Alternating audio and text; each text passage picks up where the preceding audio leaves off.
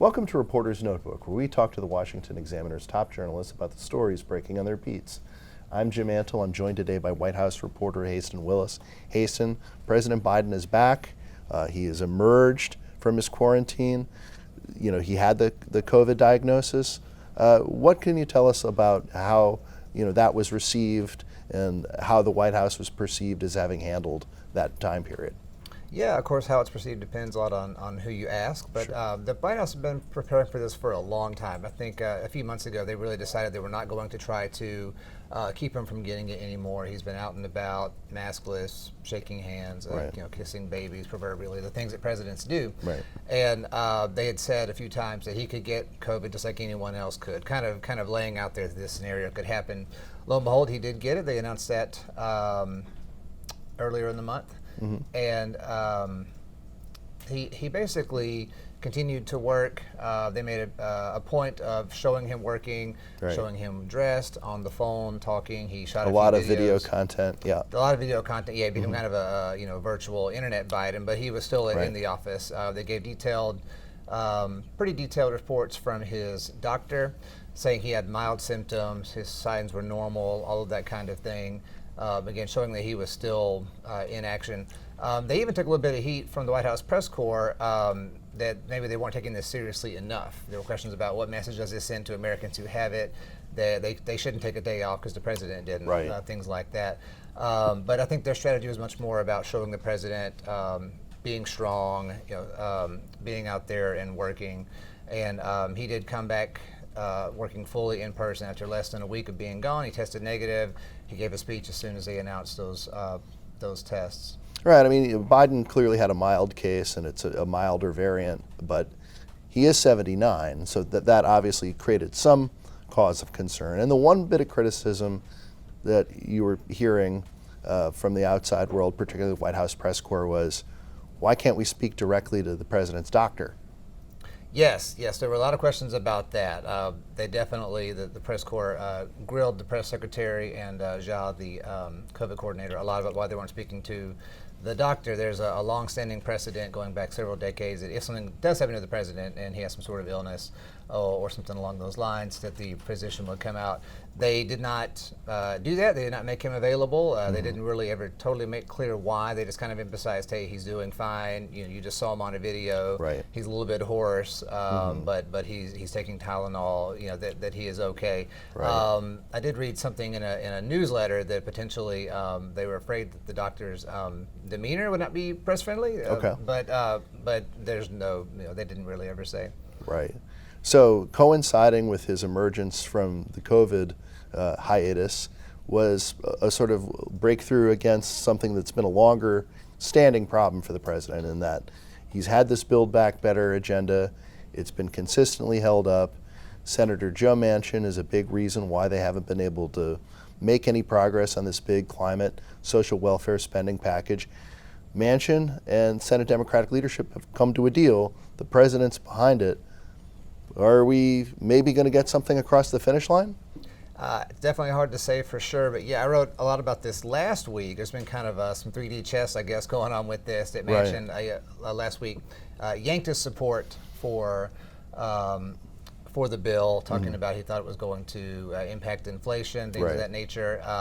People on the progressive side were very upset about that because it included climate change proposals that they were big supporters of. And then all of a sudden, the next week rolls around and Manchin reaches a new deal, announced with Chuck Schumer, that would include some of those proposals after all. So it's hard to say what's going to happen forward, but he definitely, kind of changed what he was doing there. And they waited, of course, until right after the CHIPS bill had passed the Senate, which Mitch McConnell had said, do not do this. So they kind of got Don't around do any to, reconciliation, or we're going to hold up this semiconductors bill that does have some bipartisan support. Mitch McConnell is generally regarded as a pretty skillful Senate tactician. Looks like they maybe got one over on him here. Yes, that does appear to be the case. And then on the other side, Joe Biden had said last week that if this doesn't happen and Manchin doesn't get this through the Senate, Right. that he would declare a climate emergency Right.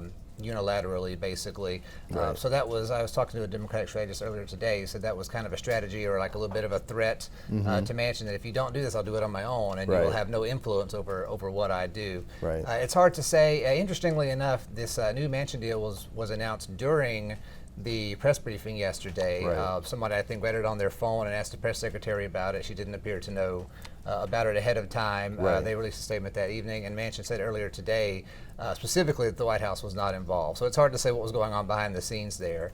But that's what he said. Which is an interesting development, because when Manchin tanked the last version of Build Back Better around Christmas time, he cited a lot of his conflicts with the White House. He cited the way he felt White House staff treated him during and after the negotiations.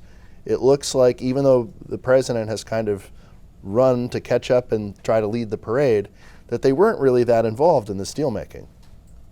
Yes, exactly. There appears to have been some bad blood lost Right. between them back in December when Manchin did tank Build Back Better, but he seems to be coming around. Whether they agree or get along with their staffs and things like that, this does appear to be a big win for Joe Biden if it does go through. So it looked for a little bit like the Biden administration might be starting to get some points on the board after really struggling, kind of needed that ahead of the midterm elections. But then you have 2 consecutive quarters of negative GDP growth, and you start to hear the R word said, recession, even though the White House furiously denies it. So how is the White House sort of reacting to what some would say should conventionally be described as a recession under the president's watch? Yeah, I think the White House is probably also glad that this Manchin news broke late yesterday, because it did take a lot of attention away from the economic forecast or estimate that was released this morning that showed 2 consecutive quarters of negative growth. That's what I've always understood to be a recession. Right. But the Biden administration, Janet Yellen, Brian Deese, Karine Jean-Pierre, Biden himself, they've all said, no, that's actually technically not the definition of a recession. Right. And they point to the positive factors, jobs created, Sure. low unemployment rate, to argue that we're not really in a recession or not. I don't know how voters on the ground are going to react to that, but that's what they've been doing. That seems to be their tactic, to say, well, actually, this isn't really a recession. Right. They're really hanging a lot on the jobs numbers and the fact that the National Bureau of Economic Research hasn't formally declared this a recession, and it probably won't for some time. Right. But this will be a pretty big issue in the midterms if the country is perceived to, in addition to 40-year high inflation, rising interest rates, a recession, an economic contraction, if jobs start to lag behind, starts to look a little Jimmy Carter-ish.